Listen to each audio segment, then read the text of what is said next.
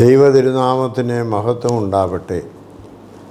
കർത്താവിൽ പ്രിയരെ, മുണ്ടത്തിക്കോട് വെടികെട്ട് ദുരന്തത്തിൻ്റെ ഹൃദയവേദനയിലാണ് മലയാളക്കര.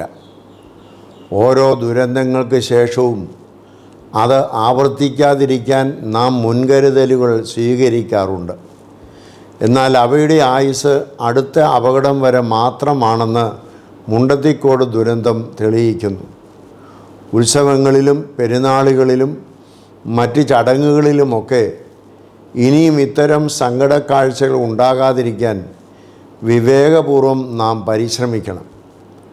നൈമിഷിക സന്തോഷത്തിനു വേണ്ടി നിർദോഷികളായ മനുഷ്യരുടെ ജീവൻ കുരുതി കൊടുക്കണമോ എന്ന് മനസ്സു തുറന്ന് ചിന്തിക്കണം.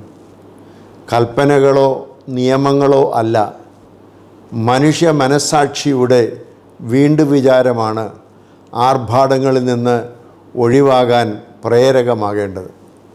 എല്ലാ മതങ്ങളും ഇക്കാര്യത്തിൽ വിവേകപൂർണമായ തീരുമാനം കൈക്കൊള്ളണം.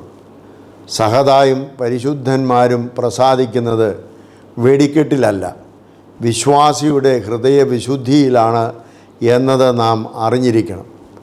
മലങ്കര സഭയുടെ ദേവാലയങ്ങൾ ആഘോഷങ്ങൾ ലളിതമാക്കണം. അതിരുകടന്ന ആഘോഷങ്ങളിലല്ല, അവനെ കരുതുന്ന സ്നേഹത്തിലും കരുണയിലുമാണ് ദൈവം പ്രസാദിക്കുന്നത്. എവിടെയോ നടക്കുന്ന യുദ്ധങ്ങൾ നമ്മുടെ അടുക്കളയിലേക്ക് വരെ വ്യാപിച്ചത് മറക്കരുത്.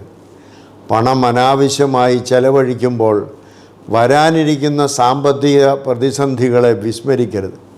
പ്രിയ സഭാമക്കളെ, ആഘോഷങ്ങൾക്കായി വിനിയോഗിക്കുന്ന പണം സാമ്പത്തിക പ്രതിസന്ധികൾ നേരിടുന്ന സഹോദരങ്ങളുടെ നന്മയ്ക്കായി വിനിയോഗിക്കുവാൻ നമുക്ക് കൈകോർക്കാം.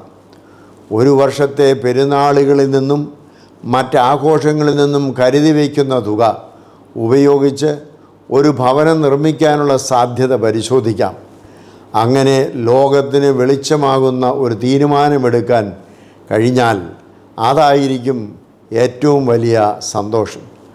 ആ നന്മയ്ക്കൊപ്പം മലങ്കര സഭയുമുണ്ടാകും.